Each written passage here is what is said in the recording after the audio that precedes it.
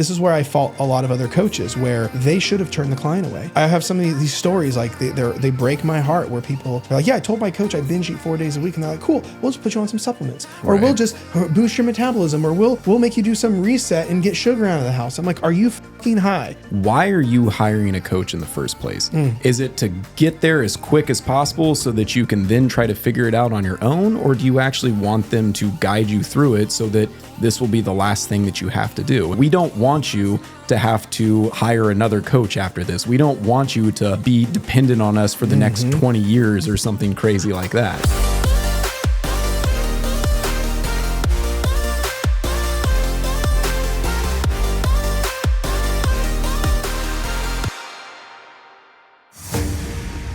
What's going on, guys? Welcome back to a brand new episode of Dieting from the Inside Out. If you're new around here, my name is Jared Hamilton. I'm the host, and I have a co-host today. Welcome back to the show, Mr. Kucinich. Hello. If you guys don't know, this is Grant Kucinich. Grant is my right-hand man inside coaching, inside dieting from the inside out. He's been here for a long time, and I appreciate you. Yeah, thank you. Grant actually started years ago as a client, if that tells you a timeline, and then started working, training people for me in person, then COVID, then transitioned online. Then he was my director of coaching for everything. Now is the head honcho, help me co-coach inside dieting from the inside out. So the reason I wanted to do this is I was actually not intending to do a podcast on this, but it came from an Instagram story. So for context, for those that are listening, around, I don't know, probably 80-90% of the clients that we work with have had not so great experiences with other coaches. To the point where, one, on paper, our active paying clients, 80-90% have had other coaches. Some of them are actually actively in contract working with other coaches currently, not getting what they need, so they need our help. And then if you were to peek inside my Instagram DMs, I get messages from all sorts of people who are clients of other coaches getting second opinions, curious about like certain protocols their coach is having them do. And so this all just came to a head one day. And I just put on Instagram, I was talking about this because I just got off the phone with someone who was really not doing okay from their previous experience with other coaches. And for context, we're not coming on here to talk shade about any other, like we're not talking shit about coaches or, well, there's a little bit of talking shit about coaches, but we're not coming on here to call anyone out or anything like that. We are coming on here to talk about what you should be looking for when hiring a coach, whether that is us, cool, I'm pretty fond of us, but even if you're not going to work, like let's say at some capacity with us, take what we're about to show you and run with it when you're putting anyone through the filter of your brain on if you should pay them your money or not to get the help that you need. Because at the end of the day, that's where this podcast episode came from. Because I polled on Instagram, I said, would you guys like to see a episode on what to look for in a coach? And it was the scoreboard was ran. It was 100% to 0. Nice. It was completely one-sided. So that's what we're talking about. So before we dive in, because I've got some semblance of notes here, from your perspective, why do you think so many people we work with have had other coaches? And then why is it they've had a track record of failure, and then with us everything gets fixed? So I don't really think it's the fault of the person. I think that a lot of people, so this is kind of my speculation as to why that is. I think a lot of people know that, hey, I might want to lose weight. And so they say, okay, that's my issue. That's my biggest problem is I need to lose weight. And then they just go and they find the first person that can give them weight loss. But the problem is it the weight loss itself that they don't know how to do, or is it the underlying issues that prevent them from losing weight? And, that's where I see a lot of people go wrong is they'll seek out these coaches that, sure, they can put them in a calorie deficit, but when it comes to sabotage, emotional eating, building the good sustainable habits, they can't help them with that. I would agree. And here, again, it goes back to if you're a client listening to this that's working with someone else or had an experience with someone else that didn't go so well, it's not your fault. And because I would say we don't know what we don't know. Right. Most people are oblivious to the fact that they have a poor relationship with food. Or I've had people where I'll go, cool, how's your relationship with food? And they go, oh, it's great. And I go, cool, tell me about your day to day. And they binge eat 4 days a week. Where there's a level of just lack of understanding. Again, there's no problem with that. But this is where I fault the coaches, because this is why, for example, we'll get into this in a minute, in our program as like a little object lesson, we do not let clients go into a fat loss phase until stage 2. It's called boring fat loss, because if you check the red flag boxes of you binge eat, you emotionally eat, you have food noise, you feel uncontrolled, all these things, there's a lot more. You have zero right to go into a fat loss phase. And I get hell about this online because they're like, who are you to tell someone? Right. No. I view it the same way as if if a home builder is building like a custom home, they have to earn the right to, in the checks and balances, to put the walls up. Mm-hmm. The foundation is not sexy. It's not exciting, but it is on paper required per code. And I don't view anything different here. But this is where I fault a lot of other coaches, where they should have turned the client away. Like, I have some of these stories, like they break my heart, where they're like, yeah, I told my coach I binge eat 4 days a week. And they're like, cool, we'll just put you on some supplements, or we'll just boost your metabolism, or we'll make you do some reset and get sugar out of the house. I'm like, are you fucking high? Yeah. So this is where I fault the coaches for not saying, you know what, I can't fix that problem.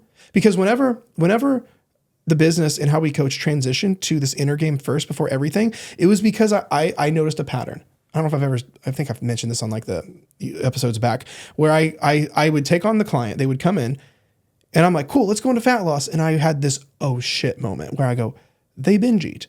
This was before I was like any expert at internal work, but it was logical. I go, if they binge eat all the time, I can't get them the results that they're paying me for. I better learn how to stop people's binge eating. Right. Where I had no choice. But this is where I fault a lot of other coaches and programs but then again, at the same time, half the time they don't even know. How many coaches do we work with? How many therapists do we work with? How many professionals do we work with where they're like, I didn't even know this was it. I think so you know what? Let's blame the industry. Like, the industry, you suck. So I don't know. What are your thoughts? Yeah, no, I mean, without a doubt, I'm trying to think. We do work with a lot of people that are in that space. And again, I don't fault anyone, right? Like, if you don't know, you don't know. But again, I think that it always should go back to, and, you know, one of the things that we constantly talk about are patterns, right? So, you know, if, for example, you have the pattern of falling off, then you need to make sure that the program or the coach that you're looking for can curate your program to fix those things. So it's always going a step deeper. It's figuring out, what are your issues? So, you know, you have weight to lose. Fantastic. What got you there? What are the patterns? You know, how did you get to that place? And is their program specifically going to address that? Yeah. It's at the end of the day, we just have to take a step back. I think is the biggest one, which is also why, actually I told a mentor of mine this, and after I told her, she's like, that literally made every hair on my body stand up, is because it was right when we started working together. She's my mentor. And we were talking about business and coaching and the program and all that. And she was curious about who our like ideal client is and who's like the person we serve most. And one of the things I said, I get told almost every week, you are my last hope. After this, I am done trying. And like, I know both of us, we don't take that lightly. There's a different layer of understanding when something's at that point, where the hard part is we only have, this isn't in my notes at all, as humans, we only have so many failures in the tank before we stop. Mm-hmm.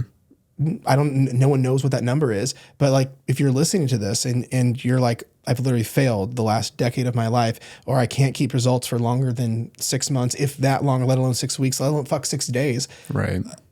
Your psychology only has so many L's it will take before you go, I'm tired of beating my face against the wall, which is why it's even more important how you get results, which is why also every step in this is in our program is laid out the way it is. This is not just a sales pitch for our program. This is a object lesson on what to look for when you're looking for help.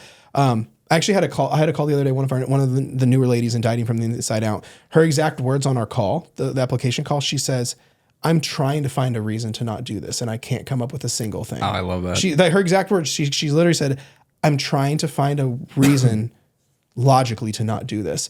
But the reason she had so much, it's not because I'm some like savage salesperson. If anything, like I do all the stuff sales trainers tell you not to do. I'll give someone the price of the program before they hop on a call with me. If they want to think about it, I'll let you go think about it. I'm not going to pressure you and tell you're a terrible person for wanting to talk to your husband. Like, now there are some things to that, like are like sabotage coming in. That's a different conversation. But at the same time, I'm not going to sit here and like do what all these other people that were taught in sales to do. But this is why the program is designed the way it is because half of the stuff we model and base this off of is because of all the wrong areas in other coaching programs. Right. You know, where like if I see all these holes, I go, I'm just going to plug these in mine. You know? So. I mean, one of my favorite things is I can't tell you, I mean, damn near every single week we get the, wow, this came at perfect time. Like, I can't believe it's like, this was meant exactly for me. And it's not exactly random. No, right? no, it's psychology. Yeah. It's, you know, there's a reason why on week 3 we do this and why on week 5 we do this, because we've got years of experience working with people that have been struggling with this specifically. Here's the cool thing is it's even deeper than that. It is understanding of psychology and how human behavior works with the specific problems we solve. But then we multiply that times, I'm at 15 years coaching on top of however long yours are. And then over 1,000 individuals. That's a lot of data from a sample size to go, let's look objectively at these patterns. When does this happen? And then we can actually, like what we do now is cool. What did the last 90 days look like? What did the last 6 months look like? What patterns are coming up? And we're constantly refining the system. Guys, like I don't talk about this as much as I should.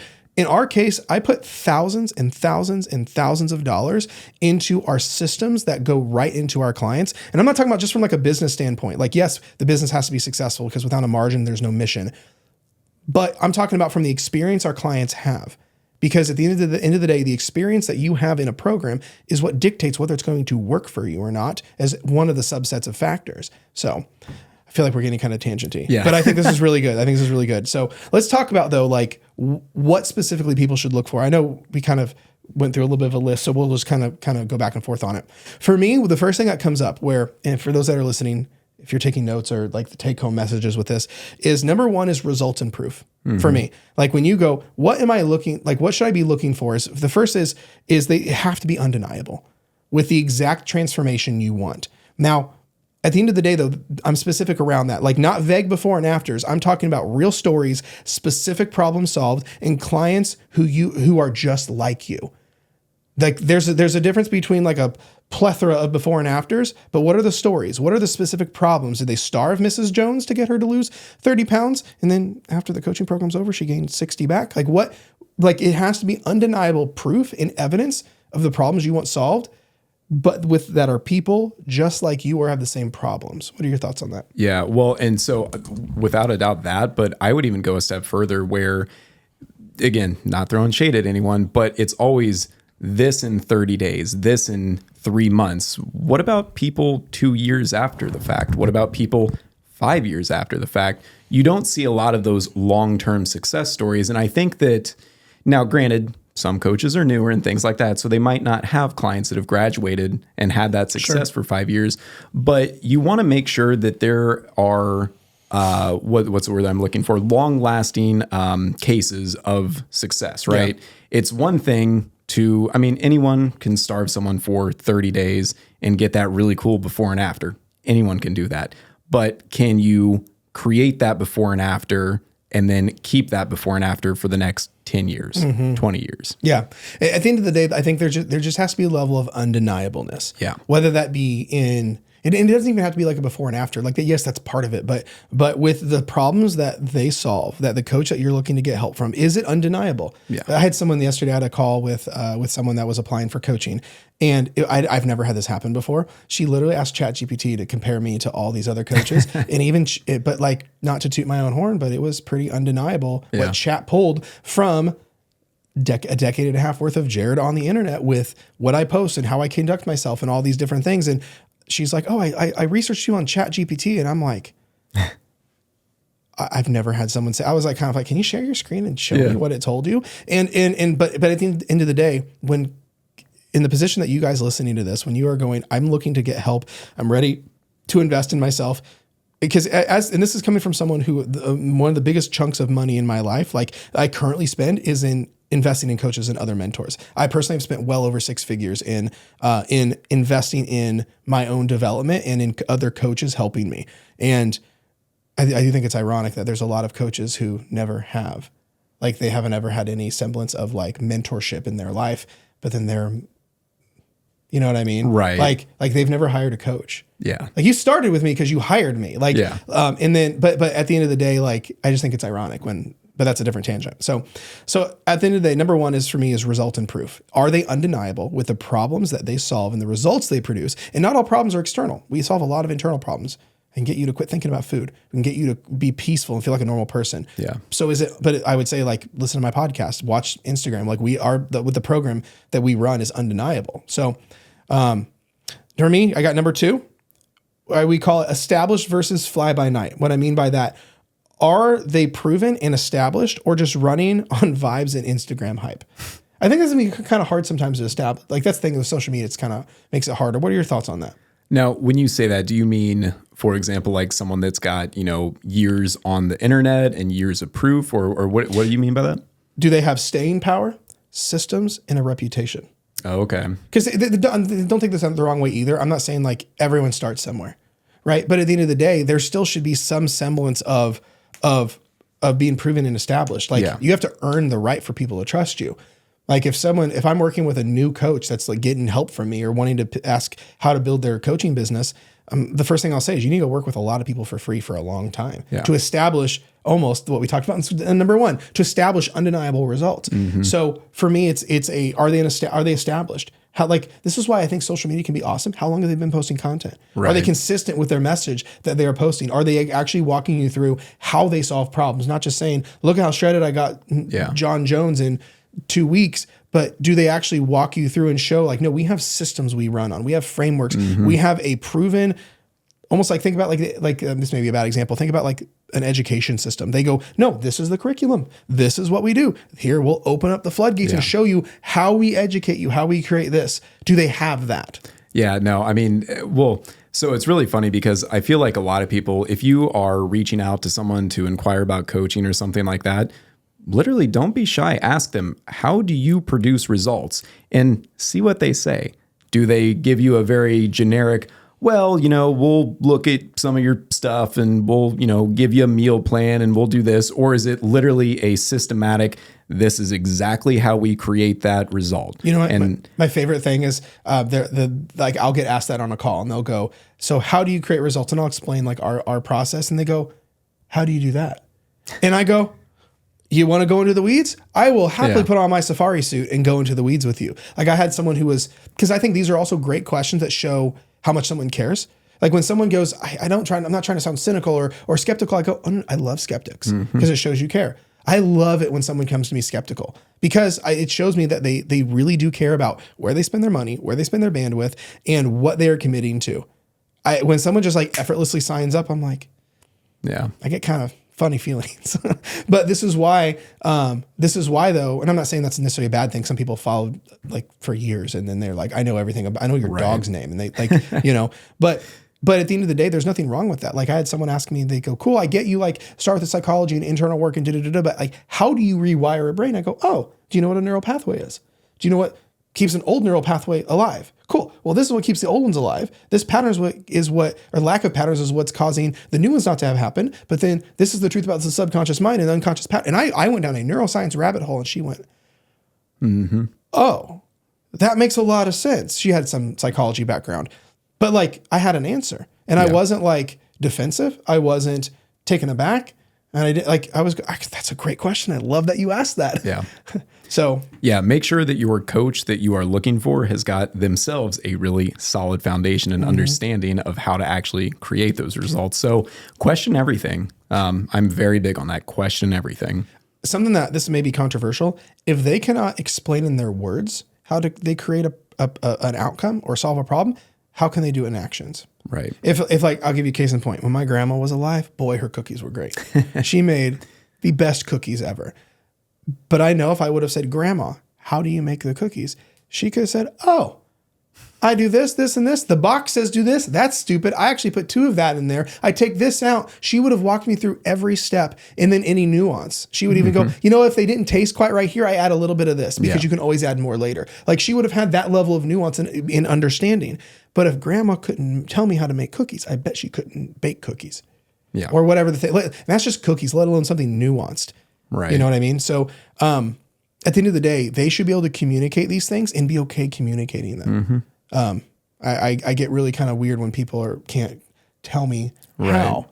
I was actually, I'm speaking at this event, the same event here in a couple of weeks, but last year I spoke at an event when it was a business event for coaches, and they were talking about like how to build trust with your audience. Like they're like, That was what my talk was, like how to build active trust with your audience. And I go, how about you actually walk them through and don't hide anything on how your process works and how undeniable you are, not just results, but the system where that client, the potential client in the audience goes, oh, I could see myself doing it, where they can actually understand like you're not full of shit.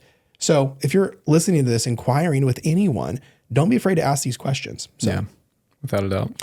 Number 3 for what I can't remember how we titled this. Number 3 is what to look for in hiring a coach. This is literally the epitome of dieting from the inside out. Are they a root cause or a surface level solution? What I mean by that is, do they just handle calories, workouts, and generic eat less, move more, work harder kind of advice? Or do they actually dig deep to the root causes, things like belief systems, identity, unconscious habits, patterns, psychology, neuroscience, all of that stuff?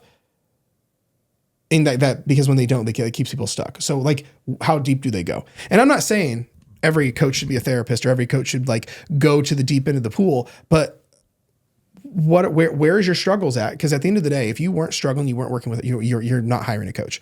Right. But your struggles stem from somewhere. Yeah. And if you live in the land of eat less, move more, work harder, and that's the extent, or a meal plan or a supplement protocol or a let's reboot your metabolism, that's still surface level.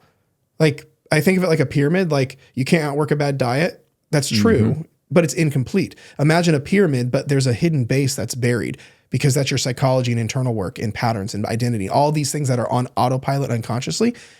So the question is, cool, does your coach touch on that? Yeah. So, I mean, even this past year, for example, I mean, there have been a few people that have, come in and working with other coaches and, just picking your brain, like, who is it? What have you guys done? So on and so forth. And, it'll be someone that's literally struggled with binge eating for, 3 decades, and then they're hiring a bodybuilding coach.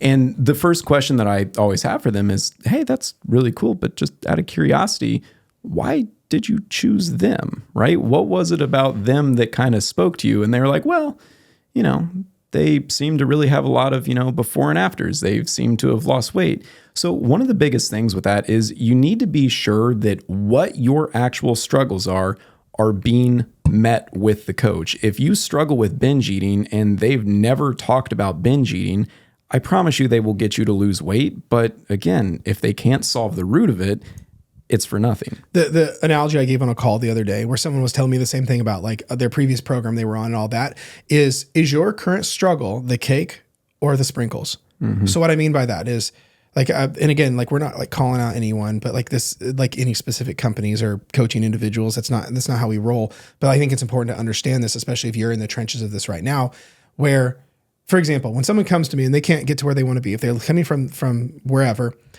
it's because they're binge eating, they have mental stuff going on, unconscious patterns, childhood issues around food, can't be consistent, all the stuff that is like my 10 out of 10, our 10 out of 10. That is for us, if I thought about a cake, like a birthday cake, that is the cake. Right. If a cake is really good, you don't need sprinkles. Like, hate to break it to you. But a lot of other programs, the thing that you're struggling with is the sprinkle. It's not the cake. Whereas if you have a cake that's really good, you don't need sprinkles. But you can't just put sprinkles on a shitty cake and it fix everything. Right. Where the person I was talking to, they're like, yeah, well, the cornerstone issue was their relationship with food. They binge ate. They had mental food noise. They had all the internal stuff going on. And they were telling me about the coach that they came from or the coach that they were considering, whatever. And they said, well, they do a little bit of that. How are you different? And I go, that's all we do. We start there versus like, instead of saying, cool, we're going to get you to eat less, move more, macros, workouts. Oh, and then we'll like tell you a little bit of like mindful eating habits, like sprinkles on top. Yeah. Where like, of course they're not going to get what they need. Whereas the issue is the depths of the cake. Whereas when we start, we just only live there. For us, like, it may not be quite accurate, but I would be like, for us, like the physical parts, the sprinkles. But like at the end of the day, I feel like it's not quite accurate because when you fix the inner game, you get the result you want. Yeah. It's really hard to stop binge eating and not lose 30 pounds. But it's at the end of the day, it's an order of operations. So, well, seeing what you just said right there, I think is something that for your average person is very hard for them to actually wrap their head around, because a lot of people, they don't know about the fundamental things, right? And it's the case that I promise you, once you get a good solid foundation, eating in a deficit is really not that hard. Going to the gym on a consistent basis is not that hard. Once you fix the underlying issues, once you get a really good solid foundation, the rest of this stuff, it's never seamless. It's never, I hate using the word easy, but it's very simplistic and it's 30 times easier to do. But whenever you're just beating your head against a wall, never, fixing the underlying issues, it doesn't matter how many workouts you do. It doesn't matter, if you follow all the meal plans and whatnot, you have to address the underlying issues. Here's my favorite example I've been giving, and everyone's eyes go like this. If you, let's say the reason someone's not losing weight is because of their food noise, their emotional eating, their binge eating, their stress eating, they always, even if those things aren't very bad, they're just bad enough where like it throws them from being consistent. All that stuff. Like you're not listening to a podcast called Dieting from the Inside Out because you have surface level stuff going on. Let's just be honest. Good point. I call all of those things, those aren't the issue. Those are the sounding alarm of a deeper problem. So here's the way I put it. When you wake up at 3 a.m. and your fire alarm is going off, your smoke detector is going beep, beep, beep, beep, beep. Do you wake up and go, I should shut that off? Giving zero regard to fire. You just go, why is that going? How do you turn that off? You don't. You actually have no problems with it going off. You go, where's the fire?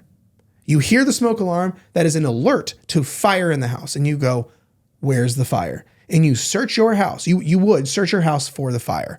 Because when that goes off, it is something deeper going on. It is a fire is in the house somewhere. Food noise, constant thoughts about food, stress eating, emotional eating, a bad relationship with food, all these things, those are all the smoke alarm. Those aren't the issues. Because when you address the root cause of the fire, you know what happens? Smoke alarm shuts off. Food noise goes away. If you have food noise, there's roughly 7 different reasons for food noise. We address all of them. The food noise goes away. The fire alarm goes off. That's why you don't turn off a fire alarm or a smoke alarm. You get rid of the smoke. You get rid of the fire, smoke alarm shuts off. I really like that. It's exactly what it is. But all the issues, this is a problem awareness thing or a solution awareness thing where if someone's listening to this and that's what they're struggling with, we just have to address what's causing that. If I binge eat, well, there's 4 reasons. Let's just address all 4. Well, if you emotionally eat or stress eat, it's because we can't sit with our emotions and don't know how to feel through them and process them. Let's just do that and stress eating stops. Yeah. This is why willpower in crazy levels of self-discipline are not a strategy. Yes, there's willpower needed. Yes, discipline's needed. But if you have to max that bad boy out every single day to not go rogue in your pantry, there's a deeper issue. And if your coach or the program you're looking to can't do that, it's the wrong one. That's why your 8-week challenge isn't going to do anything. I had someone ask me the other day, I don't think I told you this, they were really uncomfortable with the minimum, like we start everyone with 6 months. Like they're like, oh, you require a 6-month minimum commitment. I go, yeah, like the reality is it's going to take longer than that. But we start everyone with 6 months. I'm sorry, 6 months. And they were curious why. And I said, well, like it's going to take that long. I said, one of the worst things we could do is start this thing, open up all these cans of worms and bounce. I go, that would literally do you a disservice. You'd be better off not even to start this. Right. And if you're not willing to give this at least 6 months, I'm sorry, but we're not the people for you. Like no judgment, no shame, but like I don't want to bring someone in who I know I can't create results for. Yeah. Like that's arguably like unethical and shit, Right. So at the end of the day, there's no lifelong lasting change happens in 12 weeks. That's why even 6 months, like I call it a springboard, is because we can get a lot of cool stuff to happen in 6 months, but by no means are you done. No. So like you binge ate or struggle with weight gain for 10 years, but somehow in 24 weeks, you're going to be perfect. Like, no, not at all. Yeah. Well, and I mean, I think that's also, and I want to be careful on how I say this. So you should expect results in some capacity, but whenever you have a program that is, saying that you're going to change your life in 3 months, change your life entirely in 6 months, be very careful of that. Obviously, we produce a lot of results for people in the first 6 months, but again, it's something that this isn't a quick fix. Mm-hmm. Something that we talk about a lot inside the program with clients is, and this goes for everyone who is getting results, is your nervous system doesn't like results because it's different. So even if you get crazy results in 6 months with someone, anyone, your nervous system goes, this feels unsafe. If you spent the last 30 years of your life struggling with weight loss, having lots of feelings of being uncontrolled around food or what have you, and all of a sudden you're good. Like, and let's say, like in our case, I literally have a guarantee on our program that if your food noise isn't cut in half in 6 weeks, you don't pay. Like that's a pretty like big boy guarantee. It's because it's what our data shows, but that doesn't mean we're done at all. Right? Even if someone has a crazy transformation, you have to understand your nervous system doesn't like it because it feels unfamiliar.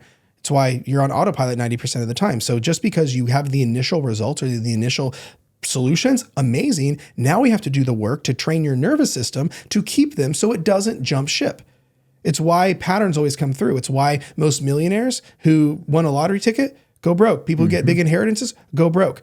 Someone who's codependent, they get rid of that boyfriend, they get that boyfriend or girlfriend, whatever. It's because patterns always rain through from your nervous system. It's no different for our results. So if you've always been mentally incarcerated around food or you feel uncontrolled, yeah, that we make all this progress, but we're not done because we have to give your nervous system proof that like, hey, this is staying.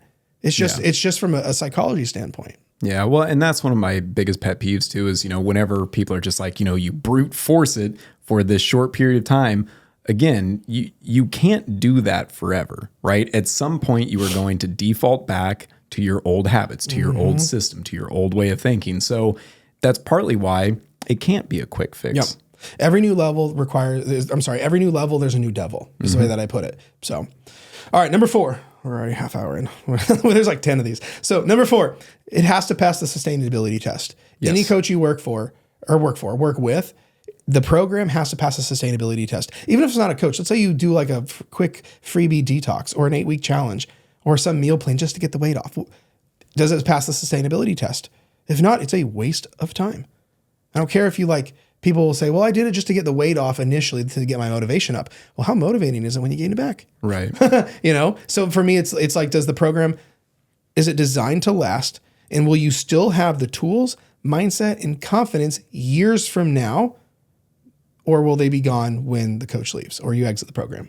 So what would you say for someone listening to this and they're, looking at different programs and things like that? How do you know if it's sustainable? What should they be looking for? What questions should they ask? Should they be looking for, long-term results? Should they be asking specific questions? Right out the gate, a big one is what's your gut tell you? I can't tell you how many people that have come to us and they say, yeah, I knew my last program wasn't sustainable. I knew I could only do that for a short period of time. Like on paper, put it this way, this is how we teach it. For me, the way that I like to think about it is if you can't do it for 10 years, you shouldn't do it for 10 days. Yeah. Because realize this, for those that are listening, once you get to where you're going, you have to have some semblance of those habits to keep it. My example I always give is imagine getting to the point where you have no cavities and you quit brushing your teeth. Well, once you have a great mouth with good oral health and no cavities, good breath, all that stuff, you've got to continue to maintain that. If you don't clean your house, you're not surprised it's dirty. If you quit going to work, you're not surprised you quit getting paid. If you quit brushing your teeth, you're not surprised you get cavities. So if you want to keep said results, you have to plan on doing that shit forever. Yeah. Yes, there's nuance to it. You're not going to be in a fat loss phase forever or necessarily counting calories forever or whatever the thing is, but you have to maintain at some level, which is also why if your program doesn't have a maintenance process, for us, it's called stage 3, the exit strategy, there's a problem. So I think if it's that, if you had to do what you're about to do in this program for the next decade of your life, could you do it? If our clients are listening to this, they go, oh, absolutely, 100%. Mm-hmm. If you have to go, then no, stop. Don't try to validate it. No, probably not. Yeah, no, I love that. Absolutely love that. Number 5, resilience versus independence. So what I have for this is it's a red flag in general, like what to look for. If the only way to succeed is staying under their thumb, or you'll fall back to square one forever, versus are they teaching you how to not need them anymore? Now, don't take this out of context. I am not in a hurry to get you out. I'll say it straight to this camera. When someone joins my program, I'm not trying to rush you through it. I am not in a hurry to get you out of this program. My biggest concern is let's get you the results you need. Prove to your nervous system they're staying, and then make sure you are armed with all the mental tools, physical tactics, and strategies to not need me forever when that day comes or need the program forever. But I am not looking to get you out of this thing super quick just because we're in this. I think that is a poor strategy when someone is like, I'm trying to use this program as little as possible to get through it as fast as I can. Imagine if you do that to your kid with school. Imagine telling your kid all right, I need you to get through school as fast as possible. How much stress is that adding on them? How much pressure? How much worst case scenario are they playing? Actually, how much is that going to slow them down? Because instead of them taking the time that they need, knowing there's no rush and they can take however long they need, they're like mama's no on their thumb. No, you gotta get through this fast as hell. That's just going to make it 10 times worse. Right. So Yeah. Well, and I mean, it's like you said too, at every level, there's a new devil. You know, whenever you are initially getting into a program, there are going to be certain issues that are uncovered. And then once you get into the fat loss phase, there is going to be a new set of issues that are uncovered. And inevitably, once you make it to the maintenance phase, again, there's going to be a new set of issues. So if you're trying to rush through the process, you know, the way that I always kind of like to look at this is, why are you hiring a coach in the first place?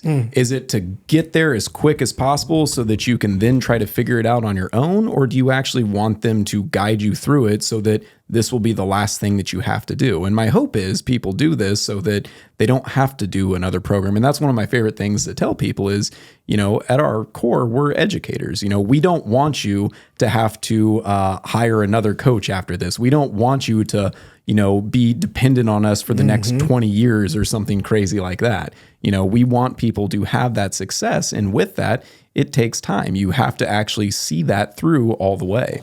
Because I would go so far to say, if you're trying to rush through it, that's another pattern we got to work through. Yeah, absolutely. Right? That's another unconscious pattern. But also, there's two things. Number one, if you're impatient and you're like, I have to get through this as fast as possible, you're going to make errors.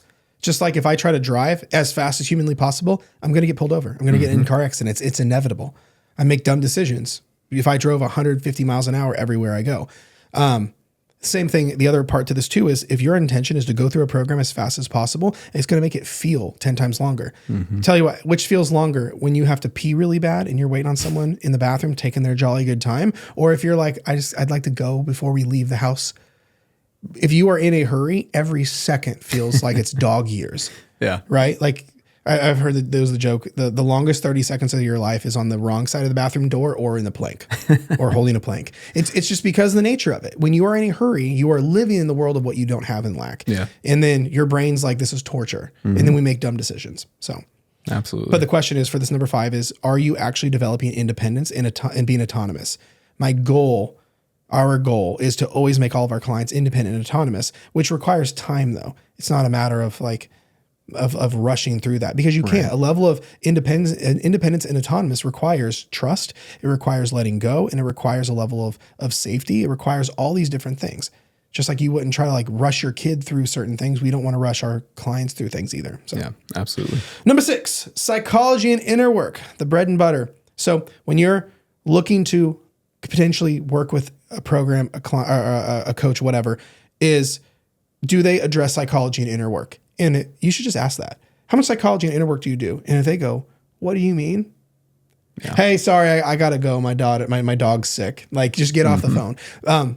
Because here's the reality. Again, I know we err on the side of tons of psychology and tons of inner work. And I'm not saying every coach has to be like that. But if what they're doing is not rooted in that, you're going to have issues because you cannot out tactic your psychology. Right. It doesn't happen.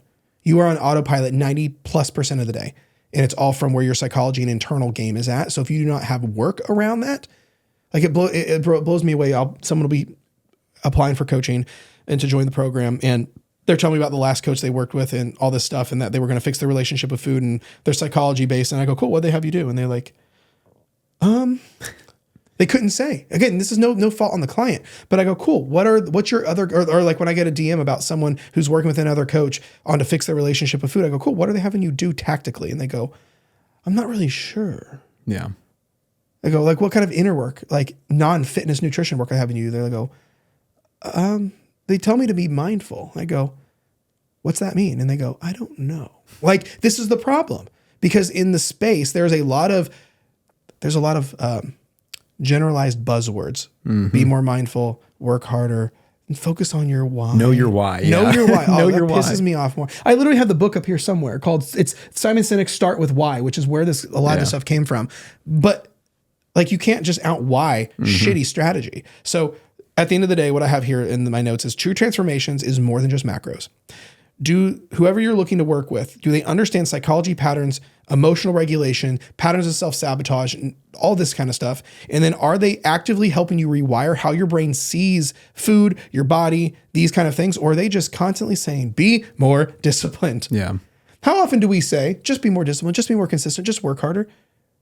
Very rarely. Never, like very rarely. Like, yeah, if we have someone being like not doing anything, like, yeah, we have to have that conversation sometimes.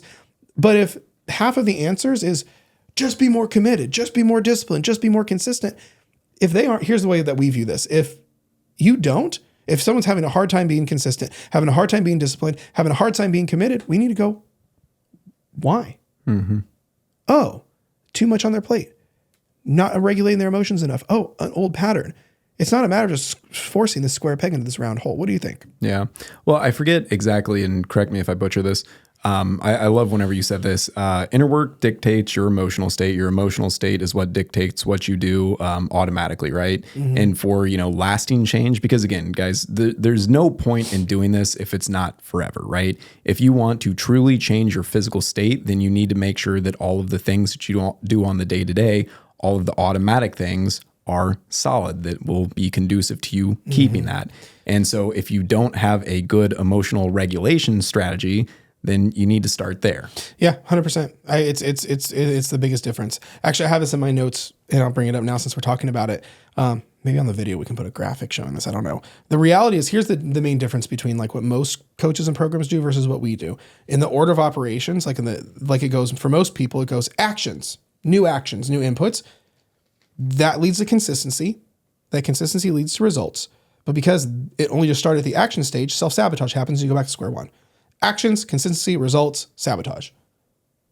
Right? Because you took regular you to new actions. You go, you know what? I'm tired of being fat. I'm going to start walking. I'm going to start working. Even if they're great actions. But the problem is you're taking old self to new results, and then old self always wins. Whereas what we do, we start with beliefs, then identity, then the emotional side, unconscious patterns, habits, consistency, results, mastery.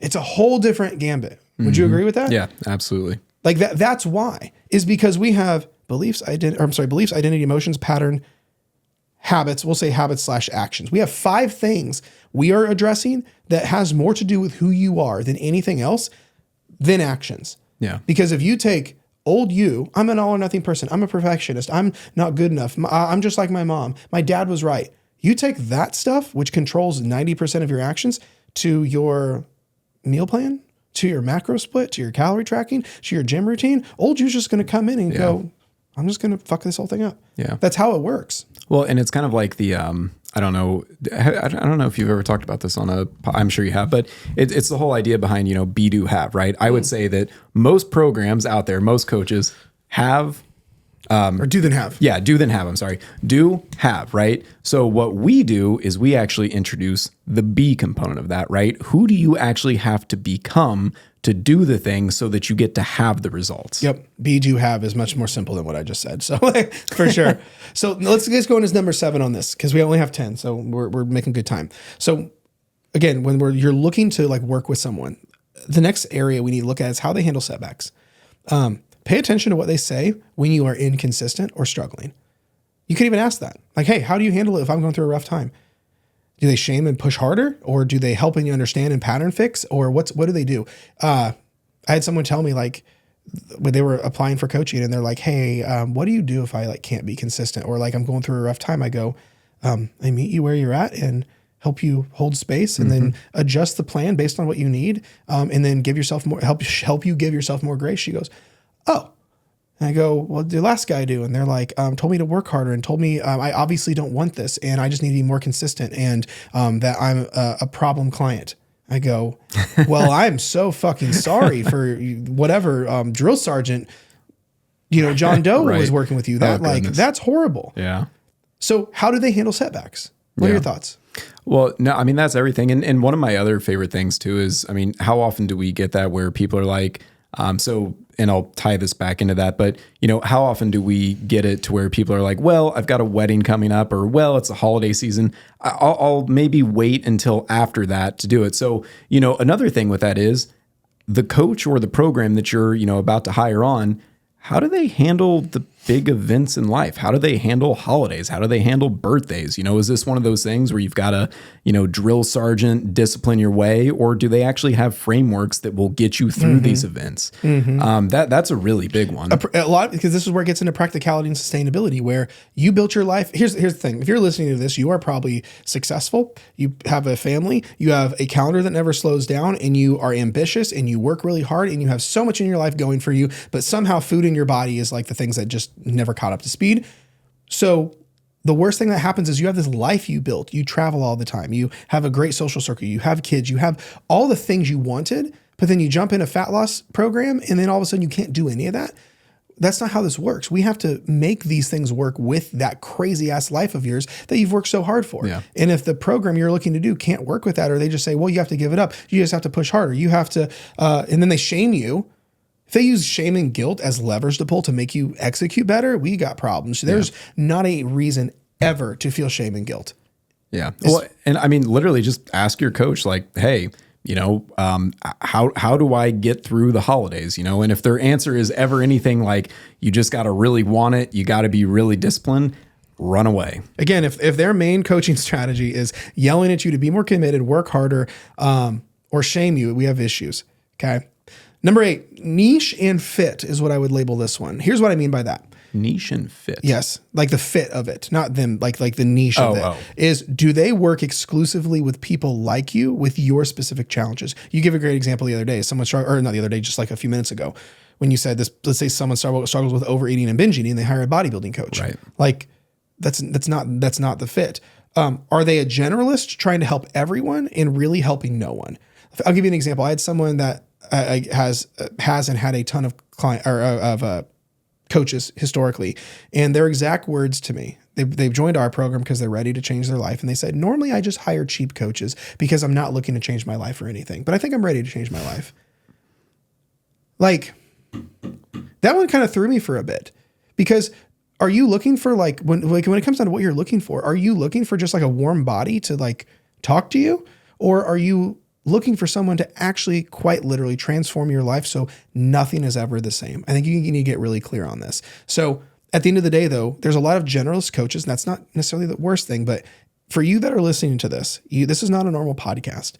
You need to, this is why, like, not to toot our own horn, but it's why like we're so good at what we do, is because we work with a very specific person with very specific issues.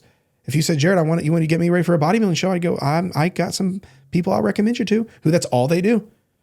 I'm a fan of working with people specifically from a niche and fit type of thing, not like fitness, but like a fit, how good of a fit the program is, that work exclusively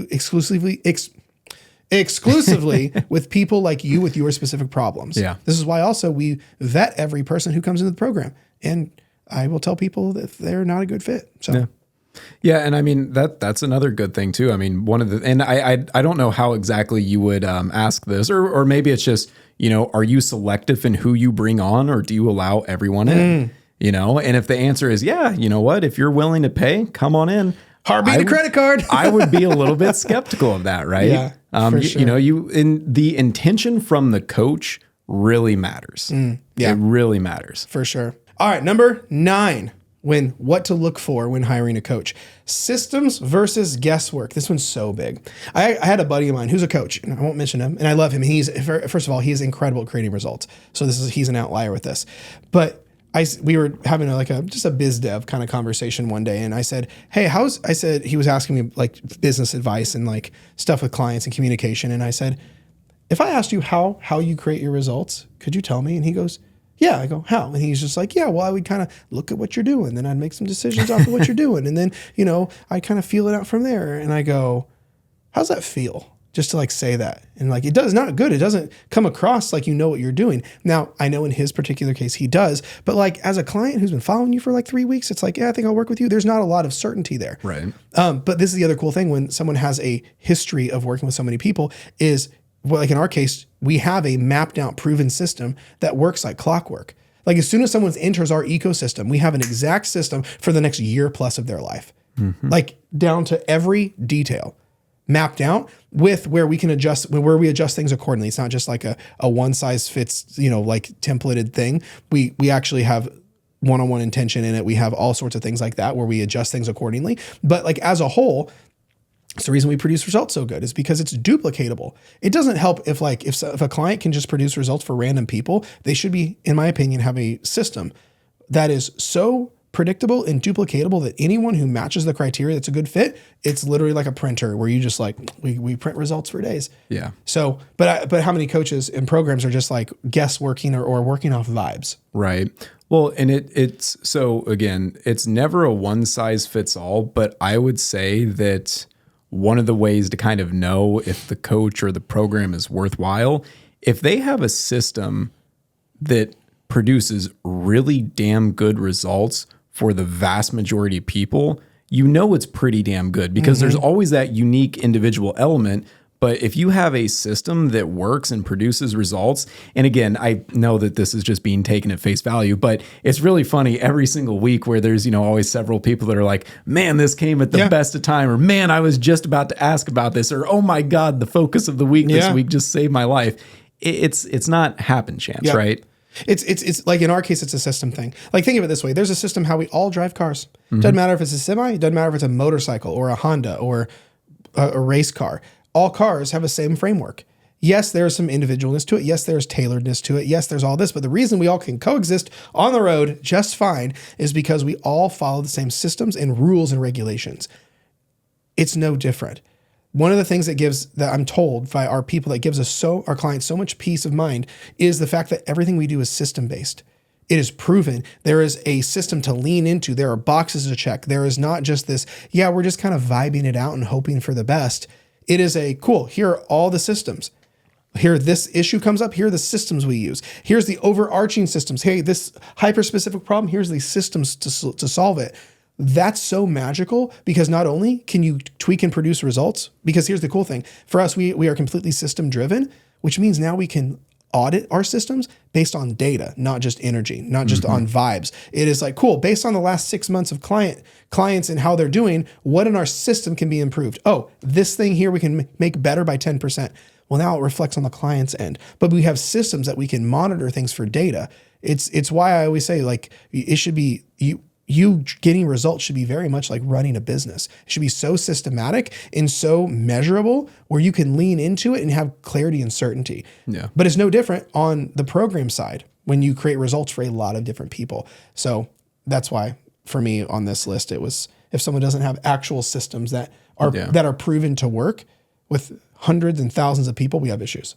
And I know this is a little bit random from what we were just talking about, but it just kind of made me think of it.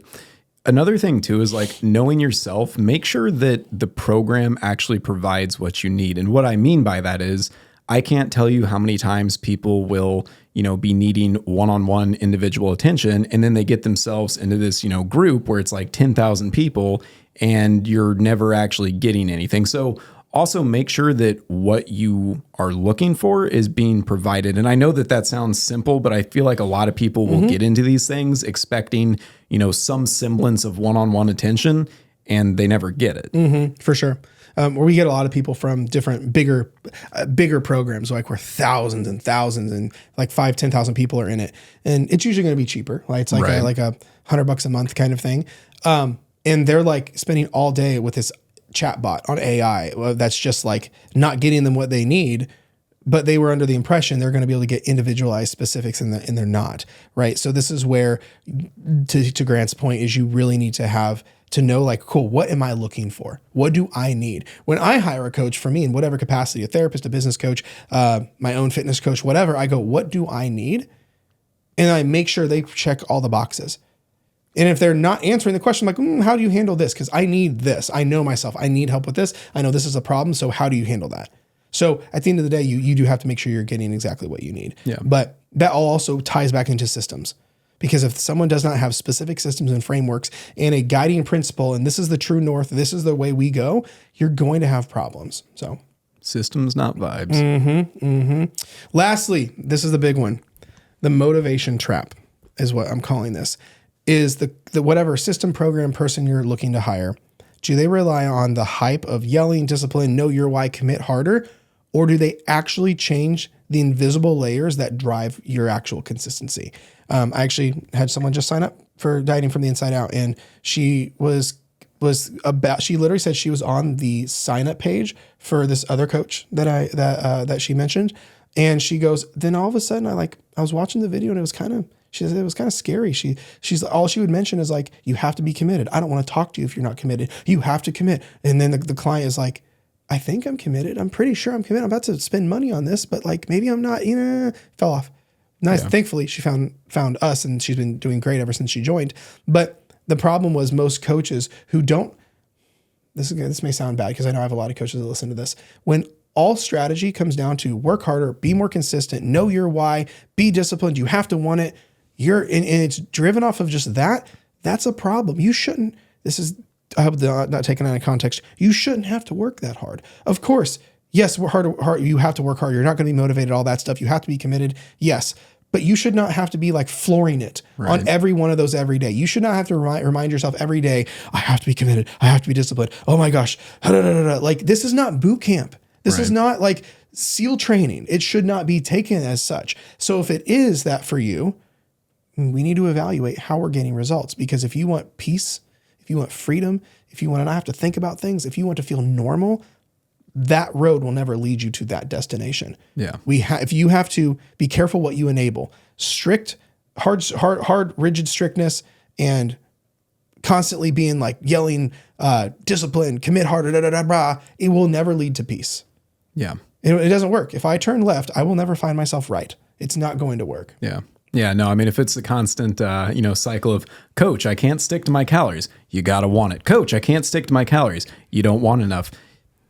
You have to figure out why do you have issues sticking to that and then address those. And I feel like that's just such a common thing. It's not coaching. It's not coaching. It's just, because I mean, here's the thing, guys, like you can go online very quickly and find something that says, eat this many calories. Fantastic. That's not enough, right? A lot of coaches are just plug and play. Here's your calories. And then they just, again, they guilt trip you where it's like, well, I gave you the calories and you clearly don't want it enough. And that really from like the client side too. I mean, that sucks, Yeah. 100%. Because what's wrong with me? I mean, I know I really want to lose weight. I know this is something that I've been struggling with for a while. Why? Part of being a really good coach to me is the level of nuance that goes into it where you actually coach. You take feedback, you change inputs, you have a balance of grace and standards at the same time, but you work around things. It's the nature of coaching. What's a coach on the side of a field do? He observes the landscape, he observes the things that are going on in real time and makes course corrections at all different intervals.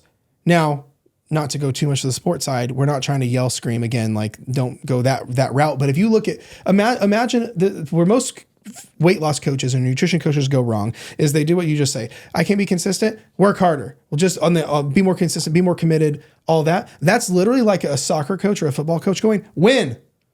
You guys got to win. You got to take the ball from them and put it on that side. Coaches for like an NFL team don't get paid that kind of money to just say, win. Like, right. It sounds silly, but how many nutrition coaches or trainers are just like, you have to want it. You have to do the thing. You have to be consistent. You have to commit. Hey coach, how about you show me how to commit? How about you show me how to be consistent? How about you show me how to be disciplined? Because this is obviously not working. Yeah. And to take the nuances and to be able to move those things around, here's my unpopular opinion. Most coaches don't know how to answer that question. If they did, they would just stop screaming and telling all these things. Right. Just my prerogative. Yeah. Well, and something else too is I wish I knew sports better so I can give a better analogy for this. But, if the coach is always saying throw the ball and you just can't get anywhere, sometimes you need to pivot and you need to say, well, instead of throwing the ball and trying to catch it, maybe we'll try to run it forward. So there's my football analogy. But so anyway, point being with that is, you also have to have a coach that is not so, what's the word I'm looking for? Not narrow-minded, but you need to make sure that they actually understand that there are going to be unique situations and it's not just a one-size-fits-all blueprint. You need to be able to be dynamic. You need to be adaptable. One of my, so this is, I think, always a huge red flag. One of my favorite things, there's so much power in saying, I don't know, right? There's so much power in saying, I don't know. I can't tell you how many coaches out there, they know everything. Doesn't matter what it is. They know everything. Now, not saying, for example, that you want to try to find someone that's like, how do I do that? I don't know. But it's okay to not know something. It's okay to try something, right? Yeah, totally. I love it. Well, guys, there you have, wow, right at an hour. Look at this. So those are, for us, those are the 10. The 10 big things you should look for when looking to hire a coach or joining any program. Again, I know we give a lot of comparisons to our program, but that's just as an object lesson, but also half the reasons we built our program the way we do and we support our clients in the manner in which we do is because of things like this. You can't go 15 years plus and help thousands of people without going, wow, these are all the issues out here. So it's not a matter of us like trying to call people out or anything like that. It's a matter of getting you educated around what to look for. Cause I hate seeing people come in to our program and having like a lady literally just hit me up yesterday and her previous coach, she spent like $10,000 with this other coach. And she's like, I'm back to where I started. I don't blame her for being skeptical. I don't blame her for going, I don't want to go through that again. Right. So like at the end of the day, I don't want you to have to go through that. So if listening to this makes you go, oh, I'm going to ask this coach this, or you know what, these people I follow that I was thinking about don't pass half those check marks. I'm just going to unfollow them. At the end of the day, that could be a great filter, like who you follow on Instagram if they match these points or if they don't. So now if after having listened to this, you go, wow, your program sounds dope and would like to see if it's a good fit, I want you to just message me on Instagram at RealJaredHamilton, DFIO, Dieting from the Inside Out. Because if you message me that one, I'll know you came from this episode. But like we talked about earlier, we have to make sure it's the right fit. We don't just take anyone with a heartbeat and a credit card. It has to be a good fit. And I don't let everyone in. I have calls with people all the time that are wanting help.